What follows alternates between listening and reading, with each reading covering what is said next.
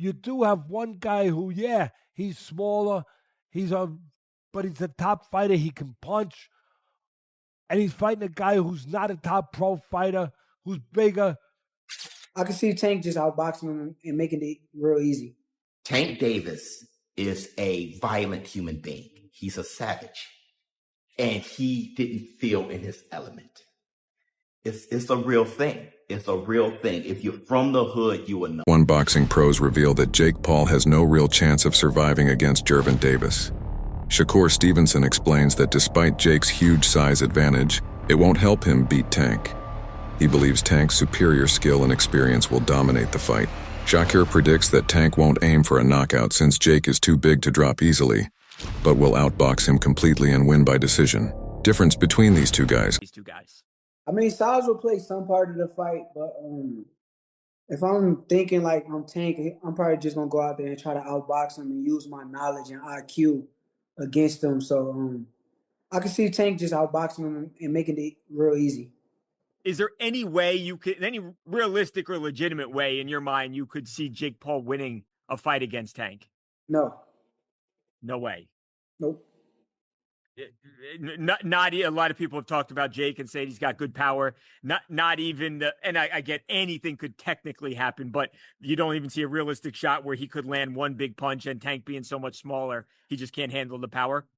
Nah, not at all. I think Tank is he's been boxing his whole life. He's been boxing since a kid, so I doubt like that's gonna be an issue or problem. I think Jake is good for where he's at, but I think it's just levels. Do you see a more likely chance that Tank wins by decision or by knockout? By decision. I mean, that guy's too big. I don't think that he's just going to knock that guy out. So I see him like outboxing him. Could you see a realistic possibility where Tank could knock him out? Although more likely that it is, like you just said, a decision. Nah, I don't see him knocking him out, no. Will you watch, Shakur? I mean, no. Obviously, no? Hell no. Nah, that ain't really like...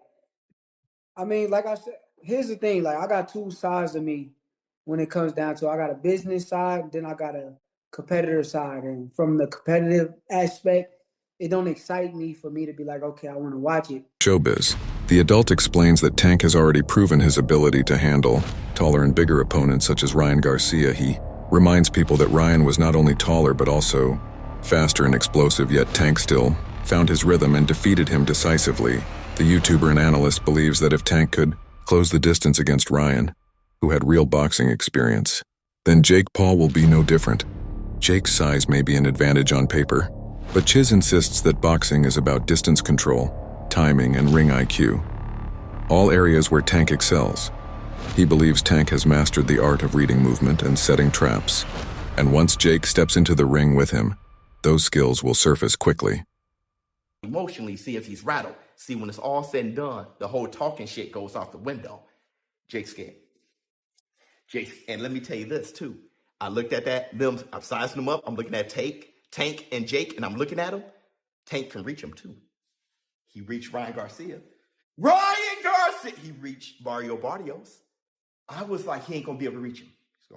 He's going to reach him. I saw Tank's going to reach him. He knows he's going to reach him. Listen, I want to say this, too. Funny as hell. Before I say all this, Alicia Baumgardner, shout out to you, girl. I couldn't believe out of all the women to be the first one to do 3 minute, 12 rounds is Alicia Baumgardner. And I really know if I have a great endurance, great stamina, and she's doing this shit. Shout out to Alicia Baumgardner. Because, what's her name, Layla? I don't really know her like that. But she looks like she ain't rattled by Alicia. So that's a perfect dance partner for that. Try to drag Alicia Baumgardner into lake water, see what's going on with that. Shout out to Alicia Baumgardner. But let's get back to Tank.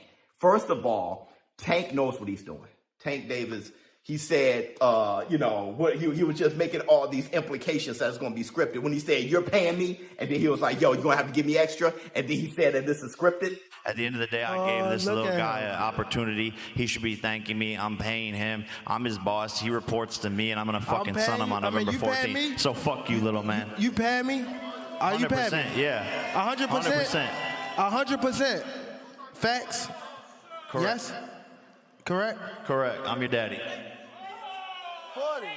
Chris Algieri praises Gervonta Davis for his ability to draw massive attention every time he fights. According to Algieri, boxing is not just about skill anymore. It is about who can attract the fans and bring life back to the arenas. Tank has become a symbol of that new era. Every time he steps in the ring, he brings with him a surge of excitement that captures both die-hard boxing enthusiasts and casual viewers. Algieri points out that Jake Paul, though not as technically skilled, has played a similar role in reviving mainstream interest in the sport. His entry into boxing has brought a new crowd, people who might not have watched boxing otherwise. Algier believes both men in their own way are good for boxing because they pull attention from different audiences. The face of boxing could be Jake Paul soon. And the face of boxing is basically... Yeah, the face of boxing now is based on if you sell and if people tune in and how many eyes are tuning in when you fight. Gervonta Davis had that. Jake Paul has that. Now they're fighting each other. Again, these are created products. These are still created products. Jake made his name going to Walgreens and making funny faces. You know what I mean? And it was just blowing up on YouTube and whatnot, right? I mean, that's how he started. The world we live in now, dude. It's unfortunate. Okay, it's not like Sugar Ray Leonard, who was the best fighter in the world and marketable. It's not like Oscar De La Hoya, who was a gold medalist, a great fighter and marketable. But what I'm saying is technology allows us to make, if I want to take this shoe off right here, and I say I want to make my Nike sneaker into the best product possible, and I got enough money to push it behind it. I put it all over your social media platform, and I put it all over your TV set, and all over your phone, and all over you know what, bro? You're gonna start to get curious about this shoe. Charleston. White dismisses Jake Paul's career as nothing more than entertainment disguised as boxing. He argues that none of Jake's fights have had the genuine feel of a professional bout. They are carefully staged exhibitions made to generate views and money. According to him, Jake has not yet stepped into the ring with a real top-tier boxer who would truly test his skill and endurance. Charleston's words reflect the frustration of many boxing purists who believe Jake is playing the system, using boxing as a marketing tool rather than a craft. Charleston believes that if Jake ever faces someone like Gervonta Davis, the difference will become painfully obvious. Davis's training, reflexes, and experience against world champions would expose Jake's lack of depth. For White, Jake's popularity cannot hide the reality that exhibitions do not build legends. Real fights do. YouTube boxing and what people say is going on in the media, without a doubt, I think Charleston White is 100% right about that. Don't believe anything you hear. Don't believe anything you see. Wait to see how things play out, and ultimately everything will come out in the wash. Well, going into this fight with Gervonta Davis, I had my concerns about the fight because of the same type of reasoning that Charleston White used, except for mine is slightly different. I don't think that either one of these guys are going to try to do too much damage to each other. Number one, because if it's scripted, which more than likely to an extent it will be, Gervonta Davis is not going to put himself in a situation where Jake Paul is going to actually be able to hurt him. And with these 12-ounce gloves on top of on Gervonta Davis's hands, which is bigger, 2 ounces bigger, I do believe. Teddy Atlas, one of the most respected voices in boxing, compares the potential Jake Paul versus Gervonta Davis fight to the time Jake's brother Logan fought Floyd Mayweather. He explains that while Jake may have the physical advantage, Tank's experience will make the difference. Atlas describes Tank as a dancer, a fighter who controls the rhythm, pace, and energy of the ring. According to him, Tank has fought dangerous opponents his entire career and has developed the instincts to break down anyone regardless of their frame. Jake, on the other hand, lacks the sharpness and ring awareness needed to survive at that level. Atlas says that boxing is not about size or muscle. It's about precision and control. When Tank moves, every step is calculated. Every punch has a reason. I liked this when I heard it. No, I didn't like it, to be honest, for the optics and everything else I just said. But you do have one guy who, he's smaller, but he's a top fighter. He can punch, and he's fighting a guy who's not a top pro fighter, who's bigger. What if he hits him on the chin? What if he hits him on the chin? It'll wind up selling. And that's what'll wind up selling it. The what if. What if Tank makes him do a cha-cha? He hits him on the chin, and Jake Paul, we're going to find out if he can dance. Whoa, whoa, whoa, whoa. You know, do the cha-cha. That's what's going to sell it. And you can't argue that what if. You can't. I know I get to places that other people won't go and everything else. They just dismiss stuff because it's easier to do that. It's safer to do that. You don't have the bows and arrows coming at you from people that argue with you because you did that. But I don't care. I've had bows and arrows my whole life. I don't care. But that's true. That what if? What if this guy who is a real good puncher, who is one of the best fighters in the world right now, what if he hits him? What if he makes a miss and he counters him? Or he jumps up in the air? Jump up in the air. Bang! Showbiz. The adult also comments on Gervonta Davis's personality outside the ring. He admits that Tank might not be the most polished talker or businessman, but that is not what makes him dangerous. Tank's confidence comes from where he grew up in an environment that required toughness, not speeches. Showbiz says Tank's body language during press conferences says it all. He never looks scared, pressured, or overwhelmed. When he stands across from his opponents, there's a silent energy that communicates more than words. Showbiz points out that while Jake Paul is skilled at promoting fights and using the media, Tank's aura doesn't rely on marketing clips. Tank Davis is a violent human being. He's a savage. And he didn't feel in his element. It's a real thing. It's a real thing. If you're from the hood, you will know. It's kind of like taking a guy from the block and putting him in the corporate world in a business meeting. He's going to be so out of his element that he's just, he doesn't even know how to argue without sounding like, I'm going to whoop your ass, I'm going to beat you. The way Jake was doing things, he had the clowns coming out. Not everyone believes Tank can beat Jake Paul. Some analysts urge fans to be realistic and remember that weight classes exist for a reason. They argue that Tank's power and explosiveness are unmatched at lightweight and super featherweight, but facing a naturally heavier opponent like Jake changes everything. Boxing is a sport where physics matters. A 135 lb fighter moving up against someone who walks around above 190 lb faces serious disadvantages in reach, strength, and durability. These analysts point out that Tank's punches might not have the same effect on someone as large as Jake. Even if Tank lands clean shots, Jake's heavier frame might absorb them differently. All of a sudden, we want to know, who will win in this fight? Jake Paul or Tank Davis? It's a legit question. And I actually want to really hear your thoughts on who do you think is going to win. Because I know what Vegas is saying, but I want to know what you think. Personally, I think Tank too little, bro. Yo, I think Tank too little. I'm so glad you have a brain on your fucking shoulder. I think Tank too little. I said, bro. I think Tank's too little. That's what I'm saying. At weight classes for a reason. Davis that weight classes for a reason. 5'5", 135 pounds. Jake Paul is 6 feet, 205 pounds. That's what I'm saying. Dog. He's 6'1", 205. Everybody's like, yeah, bro, but Tank it only takes one good punch. Yes, it takes one good punch when you're about the same size. There's a 60, 70-pound difference in weight in these people. I don't think nobody puts the physics in mind. Jake Paul gets punched in the face by dudes 200 pounds with all their might on a weekly basis. A 135-pound puncher, bro. If y'all remember the Mayweather versus Conor McGregor fight, Conor walks around like 180 on the regular. He's like 5'9", 180. Mayweather's like 5'7", 145. That 30-pound, 20, 30-pound difference, bro, if you remember that fight, Mayweather was putting mittens on Conor. Guess what happened to Conor? He didn't hit the ground once. No. He lasted all 12 rounds getting hit with flurries. I'm talking about Mayweather was having his time. He's being cocky with it, hitting him with all kind of combos. And we're watching the last 3 rounds of that shit like, yo, knock him out.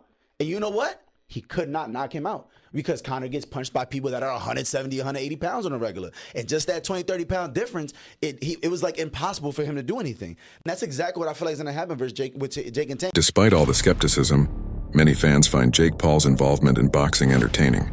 The fight has received both criticism and excitement because it adds curiosity to the sport. Some purists dismiss it as a money grab, but others see it as a way to bring new energy to boxing. Jake Paul has a unique ability to make people talk, whether they love him or hate him. Every time his name is attached to a fight, attention follows.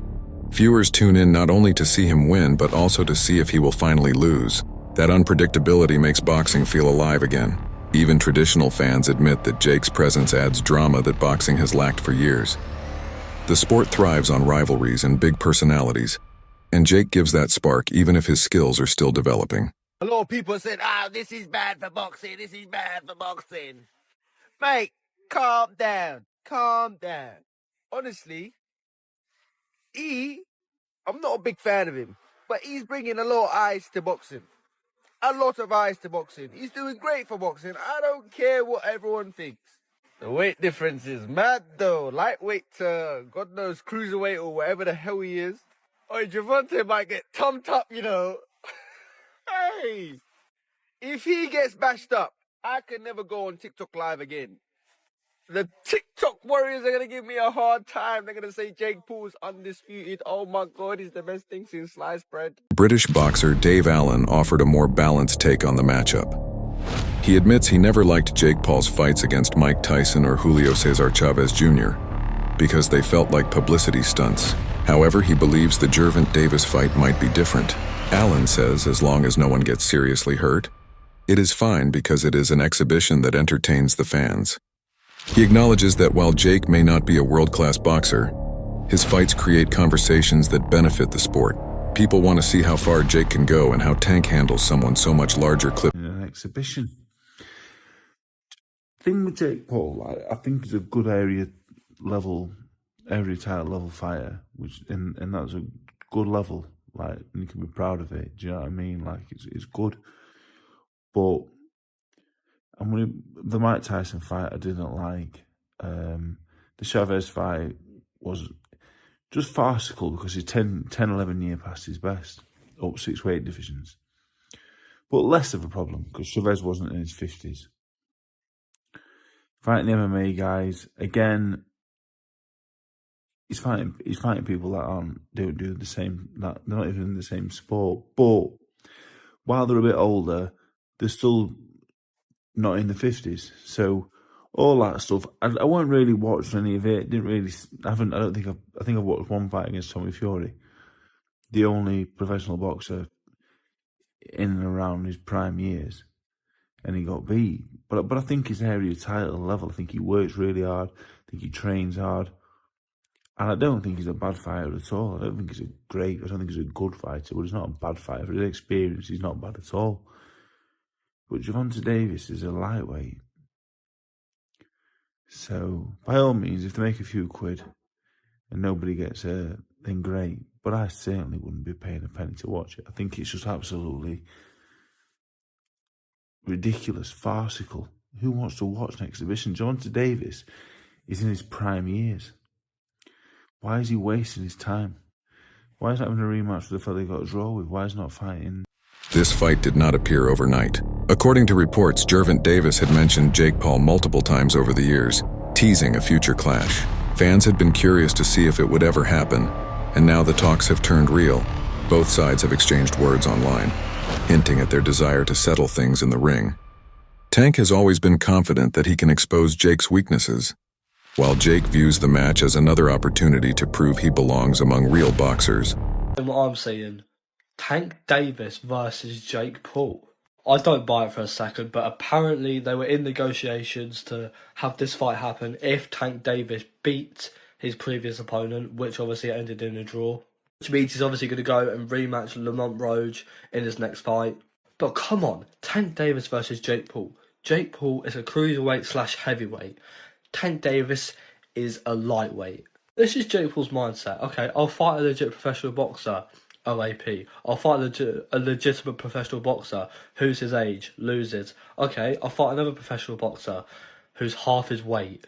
Honestly, I don't care how big Jake Paul is, I genuinely do think that Tank Davis would beat Jake Paul. I think Tank Davis would be too fast, too slick, outbox him, move around. He wouldn't knock him out, obviously. I don't think he'd knock him out because of how big Jake Paul is, but he would outbox him 100%. But anyway, guys, let me know what you guys think about this potential fight. I really hope it does not happen because Jake Paul needs to fight a legitimate pro who isn't a taxi driver, who isn't old, and isn't half his weight. The final argument among boxing experts focuses on power dynamics. Gervonta Davis is known for his devastating knockouts at lightweight and super featherweight, but analysts question whether that same power will hold up against someone of Jake Paul's natural size. Davis's shots can crush opponents his own weight. Yet when facing a much bigger fighter, physics becomes a barrier. They explained that a punch that folds a 135-libby opponent may not even stagger someone weighing close to 200 lb. Jake's durability and reach could neutralize Tank's offense. That does not mean Tank lacks skill. Rather, his usual formula might not work the same way. Because even Yes, Floyd didn't have the punching power Gervonta had. But even if Gervonta lands, I don't see him hurting Jake to the point he knocks him out. So what are we even doing? Where's the idea of this gonna, where's the idea that Gervonta's even gonna hurt him? He may hurt him to the body, whatever. Jake doesn't want to throw as much, but I don't see him one punch knocking Jake out. And, the same thing was kind of said with Logan. Okay, Floyd probably won't knock him out, but probably going to outbox him. I get where Dana's coming from. These things are not meant to be competitive fights. They're meant to make money and to, I guess, scratch that itch of the circus mystery unknown. And Gervonta, I think, hits way harder than fucking Floyd, but he's too small. I mean, your brother's going to be able to, get inside on him, put his weight on him, tie him up. But I don't hate your brother. Your brother's out there doing his thing. But it cracks me up that they want to start suing people that are talking shit when your brother talks more shit than anybody talks. I think the thought process behind it is, okay, so Jake and I are obviously pretty polarizing individuals. And when an echo chamber starts and a rumor mill starts of staged fight bullshit, which these fights aren't staged, that's just, it's at that level, it's almost impossible. I think they think that it affects the business and it affects the brand because people discredit him as actually having legitimate bouts. I think that's the theory. So to hold people accountable for legitimate perpetuating the rumor. Legitimate meaning not fixed. Correct. Right. Yeah. And which is, I mean, again, Dana would do the same thing if his company became known for doing fixed fights when they weren't. Then he would try to find the same way to hold people accountable if they were reputable people saying that, right? So the whole Jake suing people for blatantly trying to say he fixes fights or he stages fights or people have no knockout clauses and all the other bullshit, I understand. Now, again, people need to use their words more accurately if they're upset about what Jake is doing. All you have to do, if you're upset with the way Jake is moving in his career, is say, what some people do say, which is, we like to see Jake challenge himself. We don't want to see these exhibitions, these fights that don't make sense for what you said you want to do or what you purport to want to be in the sport of boxing, which is a world champion. We want to see you fight active fighters around your skill level. That's it. But you can't go on there and go, oh, look, another rigged fight. Oh, look, another fake fight.